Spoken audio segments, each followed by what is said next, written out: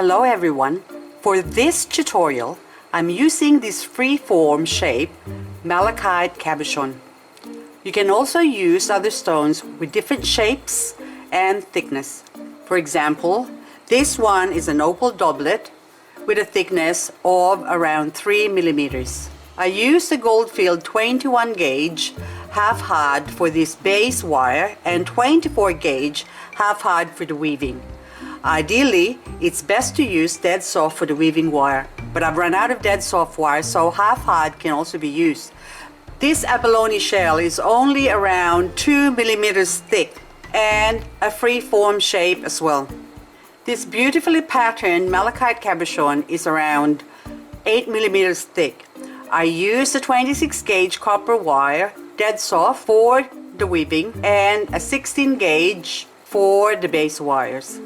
Only because I've run out of 21 gauge copper wire. In saying that, had I used a 21 gauge for my base wire, like this opal doublet pendant, I wouldn't be able to achieve the decorations I have on the front and the bottom of this pendant. In this one, I used a Murano glass pendant, which the way it is already a pendant on its own. But I've always worried about the glass breaking when it's dropped or knocked around. So I wire wrapped it in this way to protect it from breakage.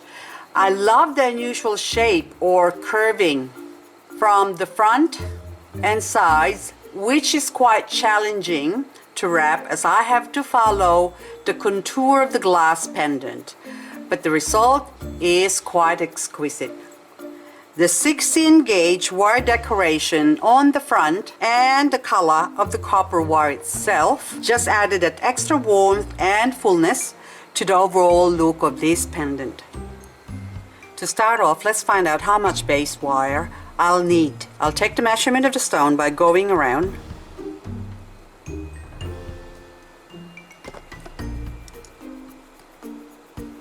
So roughly that's around 11 centimeters. So for a plain one, I'm going to do 11 centimeters plus 3 centimeters for the bail, and I'll add another 2 centimeters for allowance. So let's say bail all up is 5 centimeters. Now altogether I'll need 16 centimeters. Now if I want to have some decorations on it, or I want to decorate it, then I'm going to take the 11 centimeters, which is the measurement of the stone, and I'm going to multiply this by 3. Will be 33 centimeters all up, and then I'll add another 5 centimeters for the bail, so all up will be 38 centimeters is our base wire. So first I'm going to straighten my wire, to get a cloth and just run along it, and this will straighten it and also clean it. And I'm going to cut 38 centimeters. Now first I'll show you how to find out how much wire you're going to be needing. So first, or the gap between the weave of your wire. So what I'm talking about is the distance between, so this is roughly what we're going to be making. So this one here is what I call a one weave, one loop. So which means once I do a figure 8, so that wire came from the top, I'm going to the back and now going to the front here, and I'm doing so one weave and then one loop, and then I go over to the back to the front of the top. I do one weave and one loop. Okay, so that's a 1 by 1 again. So I need to find out the distance between the top and the bottom of my base wire. So this is the base wire and this is the weaving wire. Now on this side here, I've done so as you can see, that one is tightly spaced or packed in more than this one. And when doing this, it's good to have something like a little gadget like this one, which is a glued on plastic beads. These are just plastic beads, and of course they got holes on the side, and Okay, so I have to find the right spacing for this one. So I think this one, I've used that one, I can't tell anymore, or that one. So 7.5 I think. Yep, got it. And this is handy for maintaining the gap, because the tendency of the wire is to squeeze in on itself like that, and then if you don't pay attention as you keep weaving along or winding and looping your wires, what's going to happen, it's going to get the distance or the gap between the two, the top wire and the bottom wire will become narrower, and this just helps to maintain that gap. And also, see how nicely it stacks them all up. Okay, so I've got different ones here, so that's a different, so this one's 11 millimeters, there's 14 millimeters, and 14.6 and 5.7. So the top there, so you can use it for spacing the wire like that. So you create a wider gap, just about, or you can put it through the hole of the bead, and that decreases the gap on the two, or to that next one, and then you can have a narrower gap. We're trying to find out the distance of the weave we're gonna do, so that way when the stone sits there and it sort of hugs it, it goes around like sort of like that, but I don't really want it to hug it too much. So anyway, so this one's got a narrower one. I'll just straighten this. Okay, and I'll see. So this is a much narrower compared to that one. So roughly, maybe I could do, oh sorry, I've got to get a caliper here. So 6.2, so maybe even 8, since I've got an 8 bead here. So that would be the distance where my stone's gonna sit. Or even better, I got a 7.5, because 8.8.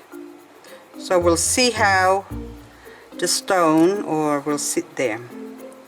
And I think there's plenty of room to move about. So I'm gonna use the 7.5 instead, because I cut off 238 centimeters.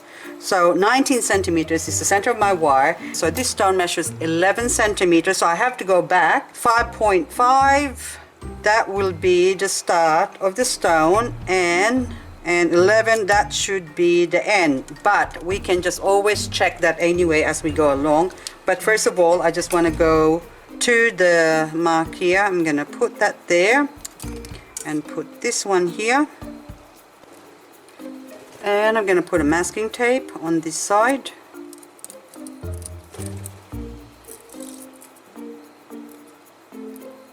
I could go a bit closer, but it doesn't matter, so at least I know that's where I'm going to start there. And as far as weaving wire that we're going to be needing, I like to take the measurement, so which is 11 centimeters. I would like to multiply that by 20, making it 2.2 meters weaving wire, but you can always do more. So I like to go a little bit further, so I like to multiply it by 30. So instead of 11 centimeters, I'm going to use 3 meters minimum, or 3.3 meters of weaving wire, which is 26 gauge. So I've got 3.5 meters of wire that I've rolled up, and I just put a little one of those vacuum storage sealer to hold my wires together and to start off. So that's where I'm supposed to start here, and I'm just gonna put a tail or leave a tail there. That's for securing it later on. And I'm just gonna start off with looping a couple of times. So 1, 2, and then I'm gonna go. So from the back I went to the front of the bottom, and then I'm gonna go 1 weave and then 2. So I go 1,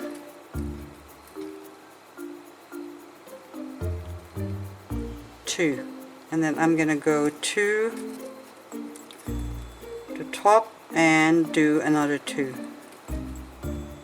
1, 2.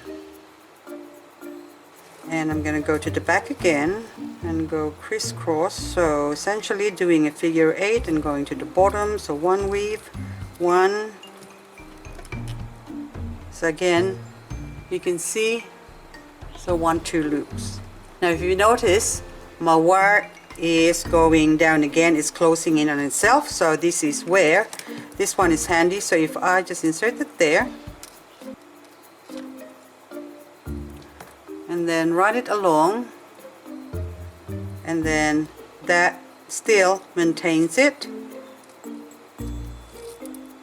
Also, I find that what I like to do is, because sometimes it gets really uneven, so as you can see, that's stacking up nicely, and the bottom you can push that, so this will still move until you set it on the stone. So now I'm just going to continue doing this until I get to the end of my 11 centimeters, and I am just gonna go away and do this in front of the TV while watching my recorded shows. Now I've finished this component, and now I hardly have any wires left, so there's probably only about 34 centimeters wire left, which is perfect. And so now the next step is to measure. So I've got roughly, give or take, around 11 centimeters. And so now what I'm going to do is push the middle part of our component to form a concave shape like this one. So it's like a little basket. So if you can see, so our malachite cabochon should be able to fit in there. And since this one also has got a curve on the end, we are going to bend it so it can follow that curve. But first, before I bend it, I'm gonna make the concave shape, which is this is just a piece of metal I've got. This is actually a bottle opener at the end of it, so I just cut it off. It was actually a can opener, and I've actually salvaged the bits from it, and the end of it is nice and rounded. But you can also use the back of your scissor. So this one is quite thick, and so that one is thinner. So you can use different objects to sort of push this one, or you can also use a burnisher. So any tools you've got you can use. You can even use this dental pick basically. So if you can just push it right in the middle, so if you can see that, it's already forming a curve or a concave area there. Okay, but I like using with the scissors as well. So this one is quite a pointy scissor, so you just have to be careful, because sometimes when I push this, it sort of goes off on the side and it can easily stab you. And this one's better because it's got a rounded end, so it's much safer in the hand. So to avoid injury, I use this can opener or bottle opener. Just show that part, so if you can see that, that's still sort of flat there. And as I press it, so it's creating a concave shape inside it. So I'm pushing it one side first up, and then I'll turn it over and push on the opposite side as well. This is to flatten the edges of the wire so that my stone can sit better. So if you can see that now, and if I go down here where I haven't pushed it yet, see the edges, so that can easily slip. Whereas this way now, that can sit there and there's no way on earth it's going to slip. Unless you intentionally try and pry the stone out, of course.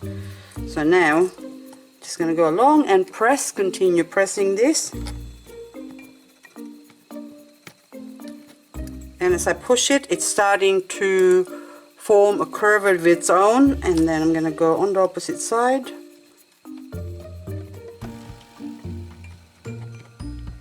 So I'm just gonna let the two ends meet, and I'm gonna put the stone here.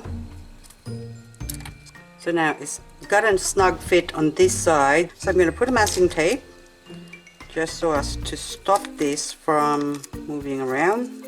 Good enough. And then I'm gonna bend this up, and then this one now has to get ease into that part there.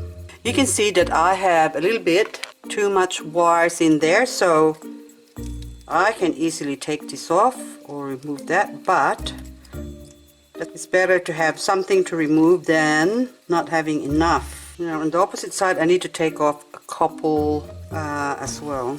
So just take off my masking tape here now. So that is nice and snug, and I am quite happy with that. So now the next step is I'm just going to take off the masking tape a little bit off only, just so as to expose that.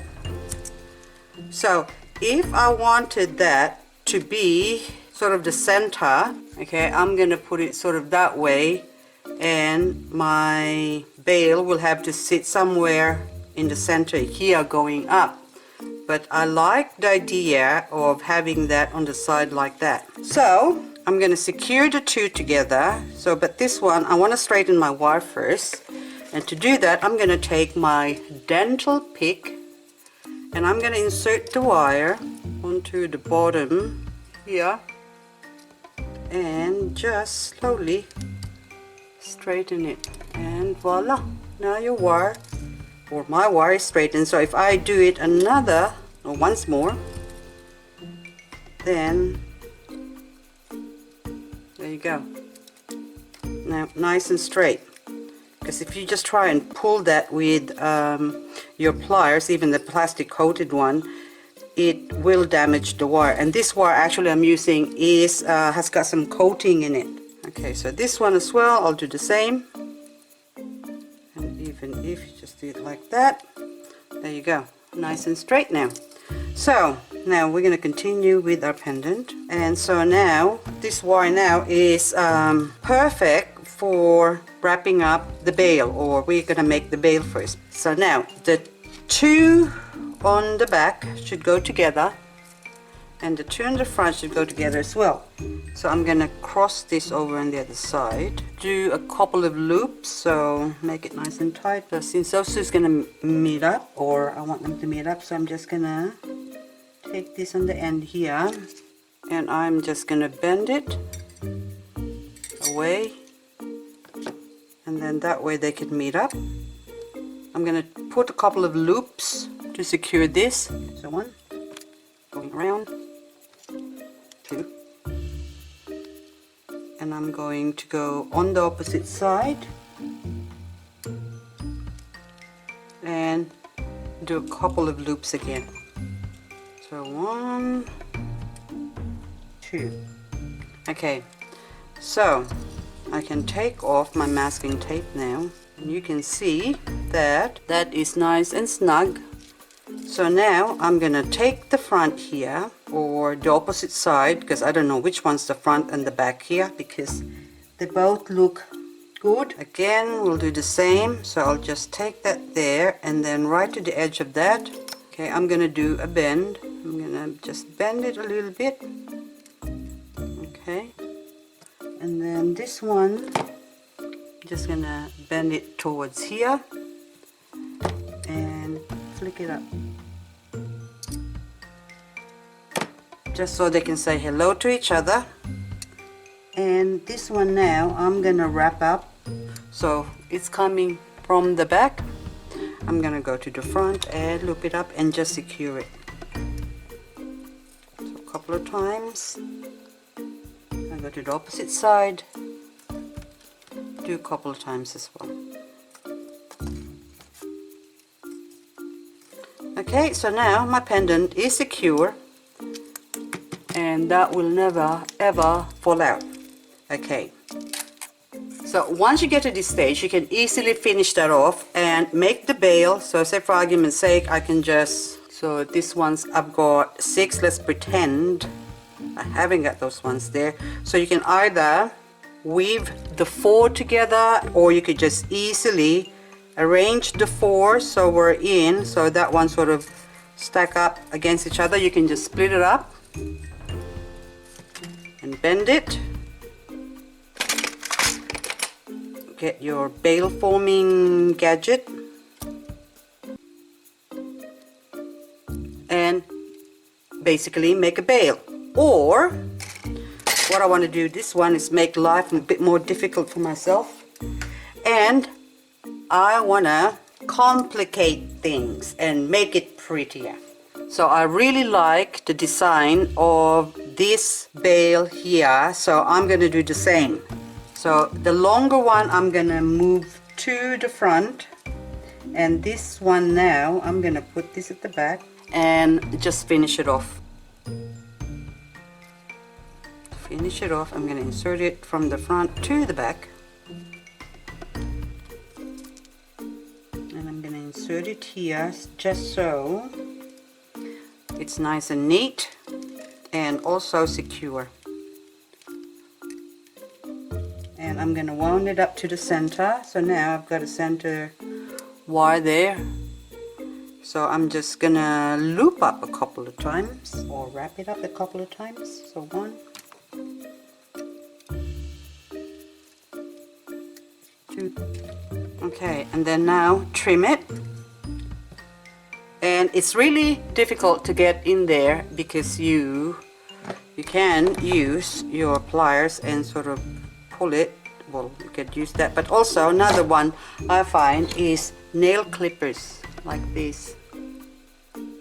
Okay, and it can really get to those hard to get to places, and that one you can cut it off compared to the standard flush cutter. So now I'm just gonna push this in, and again another gadgety, I don't know where I got this, something to do with I think watch repair kit or something, and there's a little groove on the edge there, so I use that to push this in, so that way it's nicely hidden. Now this one, now I'm gonna put this onto the front, and this should be long enough to do the center. There you go. So now I'll just straighten this wire or center wire here, and I'm gonna loop it up. I'm gonna do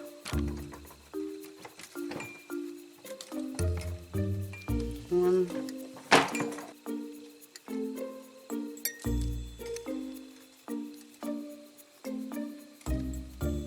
so I'm just crisscrossing.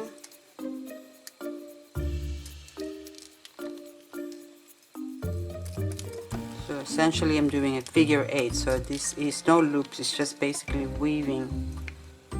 So now I've finished looping, and so now I'm going to work on the back. Since this is going to be a double-sided one, I want to make it look like the same thing as in the front. That way it's narrow in the front, and then it spreads out widely, and then will be narrow again once it gets to the other end. So essentially we are going to form sort of that shape, and then that lays over, and then that way both sides of this will be a double-sided one.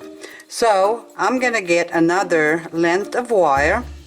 Okay, so around 2.5 meters long of this 26 gauge wire, and to start off I'm gonna go to the center again and pick up the other one here, so because that's the last one we use, so the wire from this part here, that's the start of it, so I'm going to use that and wrap this up a couple of times.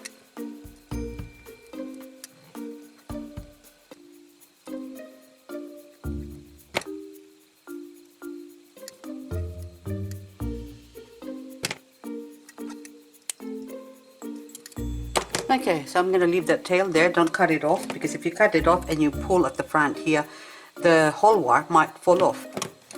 So I'm going to do from the center.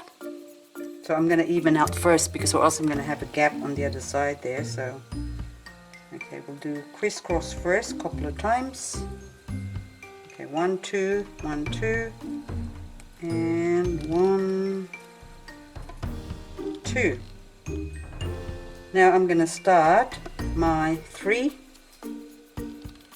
Okay, so I'll have 1, 2, 3, and then I'm gonna go to the other side and do the same. So this is just, you don't have to do what I'm doing, so it's up to you what you want to do, but this one I'm making more gaps. So you got 1, 2, 3, and then crisscross, and then do 1, 2, 3 on the opposite side again. 1, 2, 3.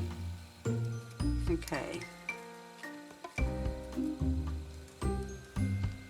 1, 2, 3. When you get to this stage we're in, you're seeing a bit of gap. The earlier the better to push it in. So that way it doesn't catch up with you. So now I'm at the halfway mark. So if I straighten this out, you can see that that is almost halfway or on halfway. And okay, so now I'm gonna start narrowing the gap. So I'm just gonna go over, push it that way, make it even, of course. Okay, so I'm just tweaking it, and then I'm gonna, so that's roughly the shape I want. So now by the time it meets there, that would just be perfect. And so I'm gonna go to this end and then spread it out that way and that way. So that's good enough, and that would sit nicely there. And I'm going to continue now with 1, so I have to do this gently, 2, 3, going over on the other side. See how I put that across and it wants to follow me, so now I have to go really gentle. Okay, on this side, end it first, hold it, and we go 1,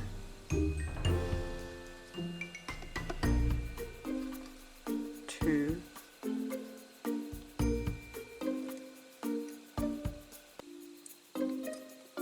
3.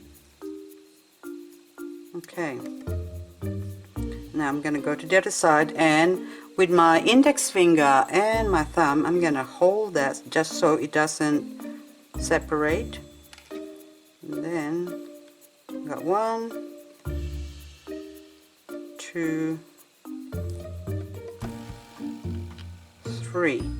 Now I'm going to go across on the other side, do the same, but on the opposite side. Now put my index finger here and thumb and go over, so just bend it first, so don't drag it, so just, okay, just nicely, and then we go behind it, and then 1, 2,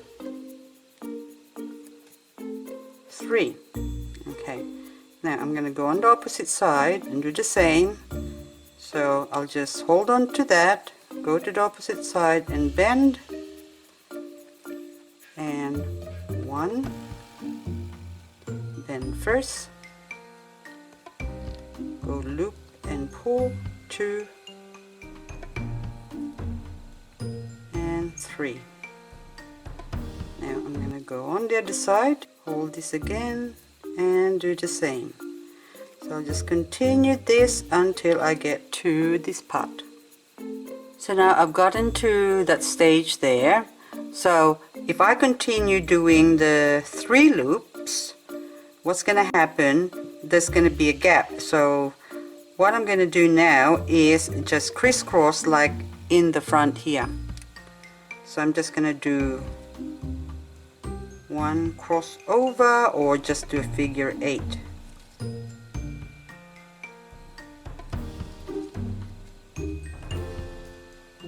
So now I'm right to the end now, and the front bit, or this narrow one, is longer than the back.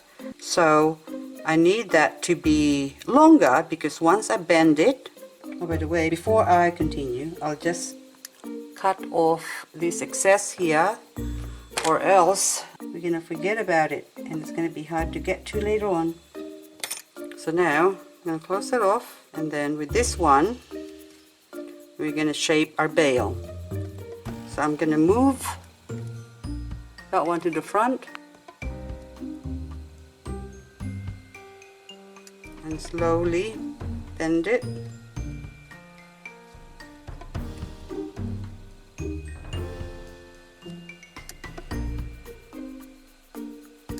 Okay, so now you can see that the two are now leveling up.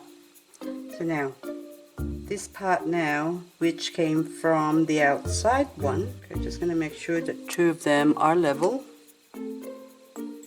So now I'm going to bend this one to go in, so you can just do it with your hand, or you can use the pliers, it's up to you. But this wire is quite soft, so I'm just going to bend it. And then this one will be the same, so that way we can secure that at the back. And this one also will bend it as well, and bend that one too, and there. They are now happily joined up, and it's even on the front and the back. So the small tail I'm gonna take and secure it, so I'm gonna insert it through the back here.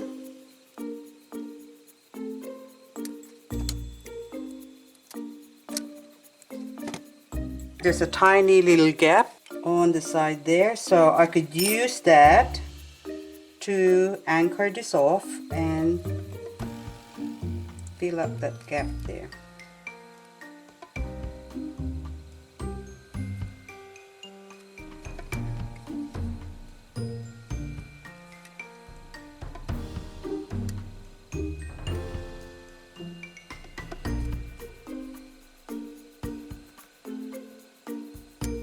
Okay, see, so it's nicely filled up.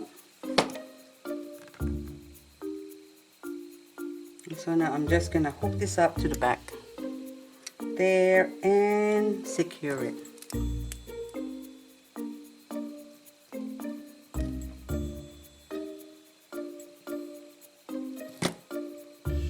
Okay, so now I'm happy with that one, so now I'm just going to cut this off.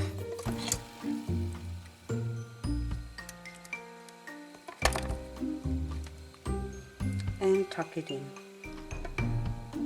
Okay, just nicely tuck it in. So now, so like what I said, you could easily finish that off, but since I still got a fair bit of wire here, and this is how I'm designing.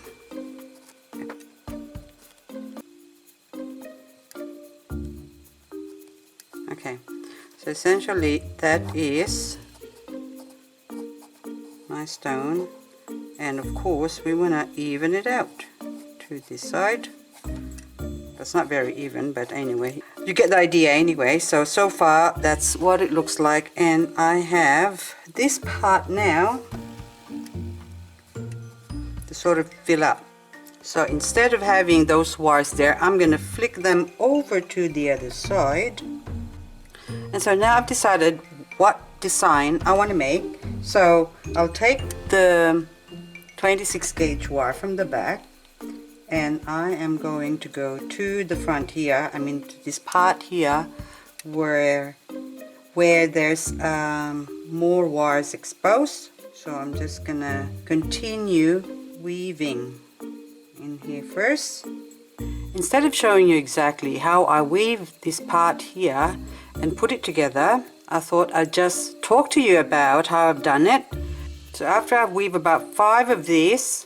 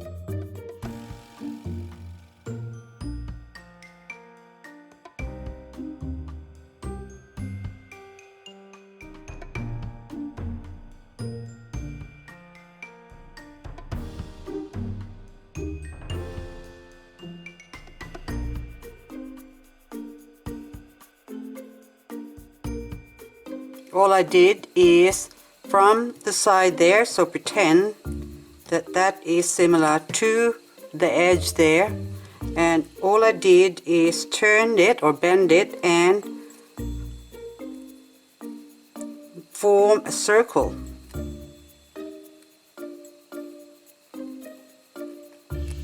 Like so.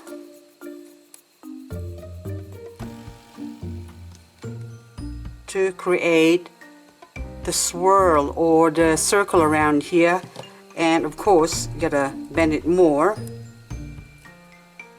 and make it come back to itself on the side there, and then I continued weaving to wherever the gap is and secure it. As you can see, I've secured that part there, and if there's no gap there, so all I did was take a little pin, and from the side here I just jiggle it a bit just so as I can have a gap there or create a gap, and then inserted my wire there and loop it up or onto itself back to this part, and as you can see it goes right down, and it's just a matter of arranging the swirls and the loops that you make. And again, I secured it here again, and also I've staggered or cut the end bit or the tip of my wire, sort of staggered them that way so that when I curl it, and then I curl it from the top, which is the longest bit, and I curled it towards the top there, staggered this along, and again finish it off and made a few more loops and secured the wire underneath in the back where you can't see it. So now my reversible wire wrapped malachite pendant is finished.